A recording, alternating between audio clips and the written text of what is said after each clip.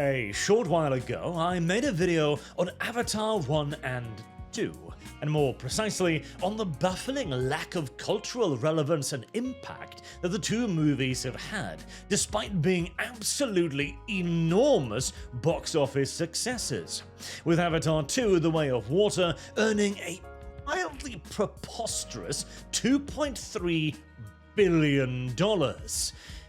And I argued in that video that the reason for the lack of cultural relevance was that once the audience left the movie theater, they realized, subconsciously, even if they were not fully cognizant of the fact just yet, that they had just watched a movie where the good guys lost, where the forces of evil and regression won out over the human race simply trying to survive.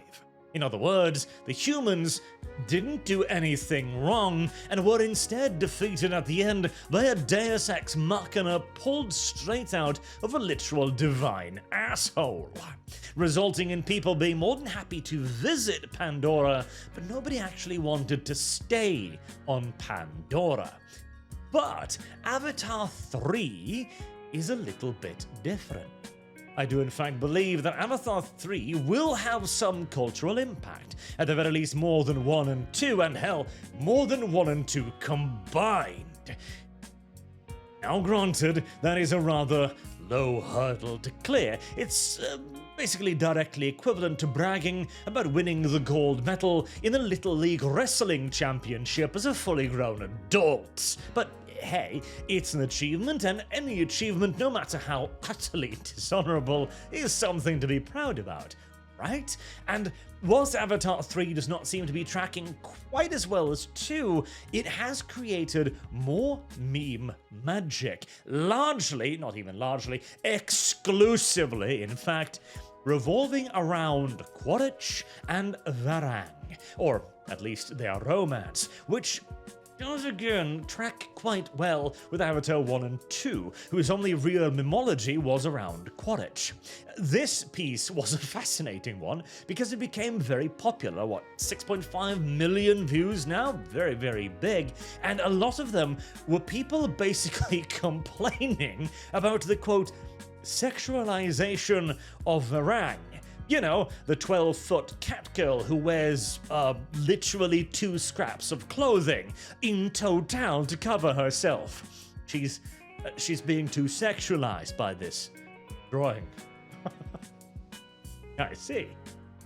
I mean, personally, I really don't think that James Cameron would even mind. I do indeed believe that this was the point of the character, as her and Quaritch's little love story is, well, pretty much the only new thing that happens in Avatar 3. The rest of it is in essence just a rerun of the previous 2 movies, but it does add some interesting depth to the story, as this is in essence a complete reversal of the first, where, remember, the traitor Jake Sully speaking into the video camera, "Oh, I don't know how to negotiate with the cat people. We have nothing to offer the Stone Age monkeys living in treetops. What could we, as a space age civilization, possibly supply them with?" Well, whilst Jake Sully couldn't find that answer over the course of months, Quaritch figured one out over the course of fucking minutes. Guns! Hey. And you know, again, considering the Na'vi absolutely do hunt, you'd think that would be a simple enough thing for Jake to come up with. Okay, so, you want to kill the big buffalo-looking cow creatures so that you may eat. Well, bows and arrows do the job. However, allow me to introduce you to the anti-material rifle. I went over this argument in my video on it as well, but it is of course self-evidently utterly absurd, and probably a reaction more of Jake Sully's desire to betray his own and/or Awa's brainwashing that led him to somehow conclude that the Savages didn't need anything we had to offer them. But one might of course argue that appealing simply to, sort of kind of thirst trap pornography is not the greatest achievement. It's not the best way to leave one's mark on culture. Well, I will remind you, Overwatch only exists because of that. Literally, Blizzard's main claim to fame with their recently rather dead and floppy Overwatch 2 is all of the pornography created from the first one. A lead that Blizzard, of course, being the puritanical little cockswabs that they've turned into, swiftly moved to choke to death with the sequel. Oh, well, as the numbers do not lie. But Avatar is, of course, still tracking to do very well. It's easily going to beat $1 billion. It's probably going to surpass the first Avatar, but it's not going to beat the second one. Now, I do believe this also has a little bit to do with the cultural impact argument, because after people watched the first movie, many returned. Others heard, wow, Avatar is really that good? Wow, okay, well, I'll go watch the second one then. And whilst people were definitely blown away by the effects, I mean, again, the way that they handle water in CG is genuinely breathtaking.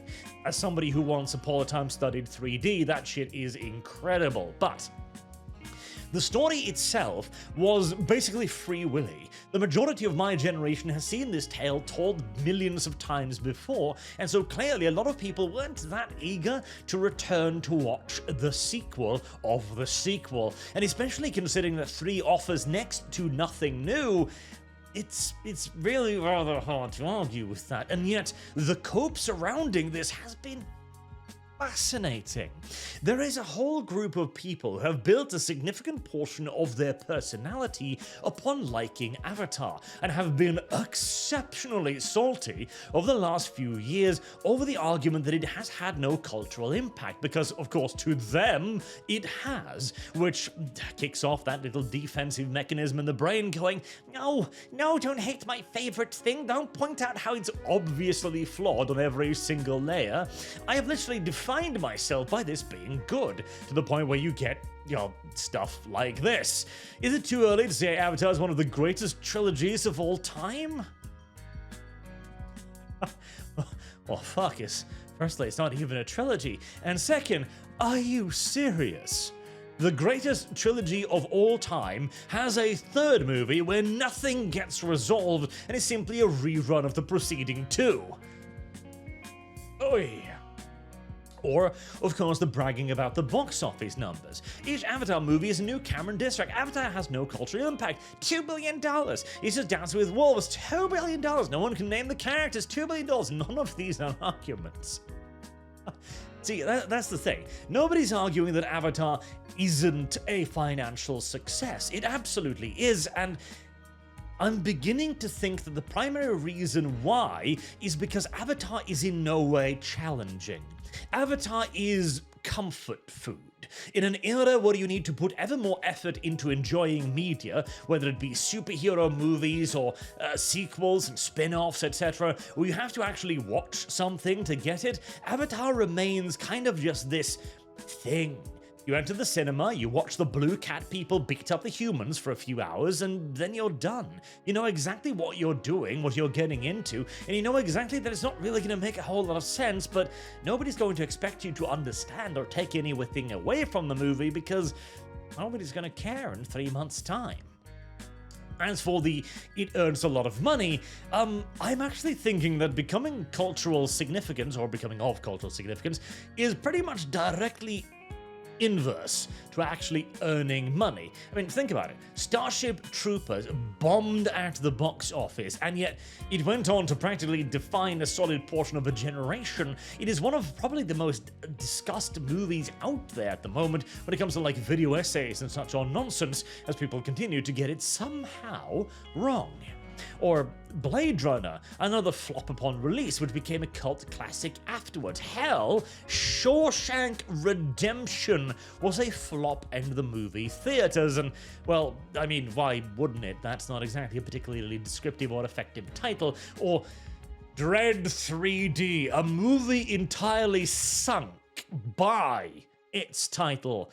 Oh boy. And, well, in that case, the Avatar's primary impact upon culture being porn?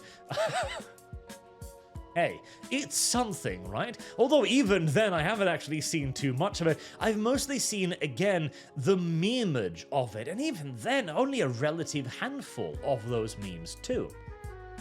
I also want to talk about the weird kind of like the view on it. So Avatar Fire and Ash, this bitch is so bad, oh my effing god.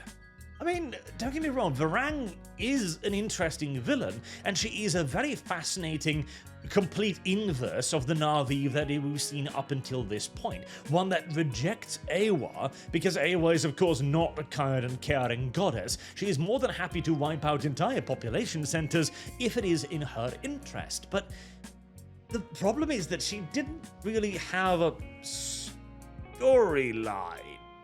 She's introduced, she likes guns, she has a romance with Quaritch, and then she kind of just disappears, fades out of the picture. We don't even get a send-off for her, whether permanent or not permanent. She kind of just stops being in the movie at one point. Things like this too. James Cameron created an all-time villain who single-handedly elevated Avatar to a pop cultural phenomenon. Did he? What part of Varang is villainous exactly? Again, this refers us back to the meme of it, because what makes Varang a villain? Is it because she is a cruel leader, and she is, but out of necessity? Or is it the fact that she's seductive? Well, judging by the clips everyone picks and the memes made, I'm thinking it's probably the second one. Is it her relationship with Quaritch? Absolutely. If you took Quaritch out of the entire equation here, Varang would barely even feature. She would literally be a side villain who appears for a couple scenes to attack and bother the heroes, and then disappears. As even during the main story, she's also again just kind of written out of it randomly. And of course, James Cameron, who also fights quite actively to make sure that nobody can quite take him seriously like this. James Cameron opened up by portraying war in Avatar. We've seen it in Gaza, we've seen it in Sudan, we've seen it in Ukraine. Total annihilation is a reason to fight. James, I am aware that you somehow managed to not read your own movie's script or absorb any information from the movies you make. I am in awe at your ability to do this, as quite evidently it allows you to earn billions of dollars, but I would like to remind you that you made a universe where Earth is dying, where the human species is on the edge of extermination, and the only way for the human species to survive is to take over Pandora. So yeah. Not to mention, the humans have demonstrated again and again that they are not an existential threat to the Na'vi. In fact, they have gone out of their way on countless occasions, even in the third movie, when you would think war would be fully fucking declared. They go out of their way to not simply massacre the Na'vi. The only ones facing total annihilation here are, according to your own movies, sir, the fucking humans. Hey. And of course, hey, for the people who simply just like them, this is where my theory about it simply just being comfort food comes in. If you look at it, you go for all of the pretty pictures and all that nonsense, you go like, ooh, like a toddler having keys jangled in front of its face, then fair enough. Enjoyment is enjoyment, but it's when you begin twisting yourself into fucking knots to try and make it important that it gets ridiculous, like this one. Avatar isn't culturally relevant. There's a nuance experts on film Twitter are missing. There's a nuance that the experts haven't quite seen. Oh my god. Okay, I'm expecting a rather subtle take here, you know. Being a good example of culture and being relevant are not the same thing. How do you mean? Star Wars is culturally relevant, so is McDonald's and the Kardashians and Hulk Hogan. Whether Avatar is good is entirely different. Subjective argument than whether it's relevant. So, what you're saying is, they're correct, Avatar doesn't have any cultural relevance, but you think it's good, and you're saying that it being good is an entirely subjective judgment on your own half. Okay, no, that is not a subtlety anyone is missing. In fact, that subtlety is simply ignored because it's not a fucking subtlety. Congratulations, you've discovered the fact that subjectivity exists. Hey. And yet it's presented as some sort of a revelation, like something you came up with in the shower one day, like, oh my god, yes, Avatar may not have any cultural relevance, but I like it, therefore it's good. I mean, to you it may very well be. Or, this one too, this is a fantastic quote. There's a reason you can't name characters in Avatar outside Jake Sully. It has nothing to do with the franchise's place in culture. Really? Well, one would think that universally beloved characters would be fairly easy to remember, right? It's because Studio X's have been pushing writers to not have characters named used in dialogue. What? They use the names in dialogues in Avatar all the fucking time. Constantly. I've lost... Like, if you go back to Avatar 3 and see how often they mention the word spider, for example, you'd probably be baffled. And if this is actually true, how the hell comes anyone knows Luke Skywalker, Darth Vader, Emperor Palpatine? These are mentioned rather infrequently as well, because here's the thing, in general Western speech, we usually don't refer to each other by name at every turn. We simply talk to the person and go like you, hey, etc. Using people's names out loud are actually rather rare, if anything. But if you truly do enjoy a character, you will remember their names. This is why I still remember Persephone, James, Stratos, Pyro, and Charnel, because these are characters that I remember. They are worthwhile characters. I still remember Zizix, for God's sake, and his name is fucking idiotic, the dumb little imp that you're going along with. This, yet again, is just cope and irrelevant to your argument of, well, I like it, leave it me alone, which again, fair. So, now, whilst I am indeed arguing that Avatar 3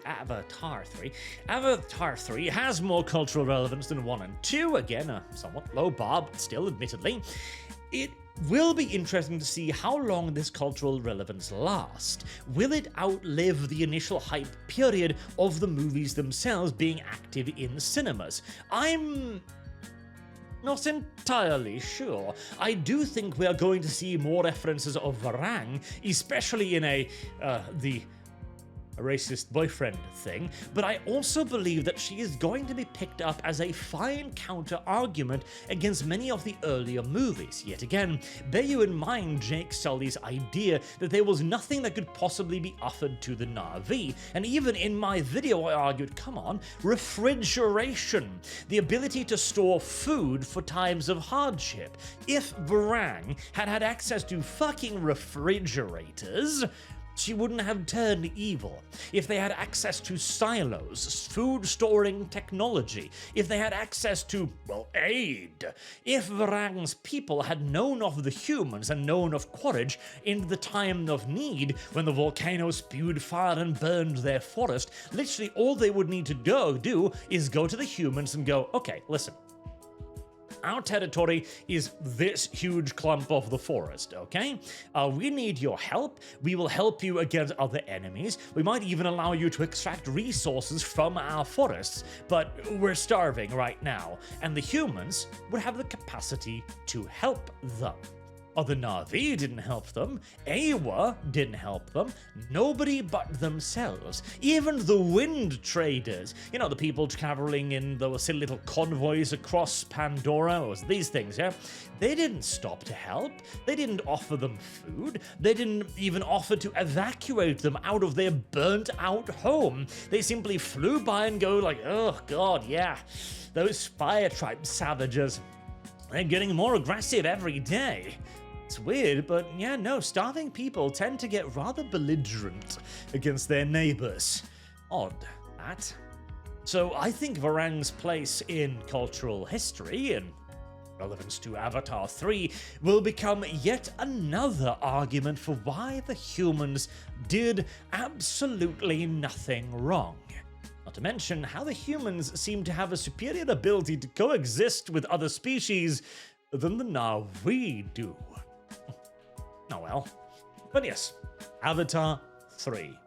A greater impact on culture than 1 and 2, or whatever good that does anyone. And hey, at the very least we got one cute drawing out of it. Better than nothing, eh? Do let me know in the comment section down below what you think about Avatar 3 as well, and if you think we'll hear anything about this after 3 months. I'm probably like 70% on the side of no, probably not, but I don't know. I do believe this has some legs, if for no other reason than because, well, a like of very tall psychotic women seems to be remarkably common in the human species these days. Until next time, I've been Arch. Thank you all very much for watching. I do hope to see you all again soon. Till then, have a good day.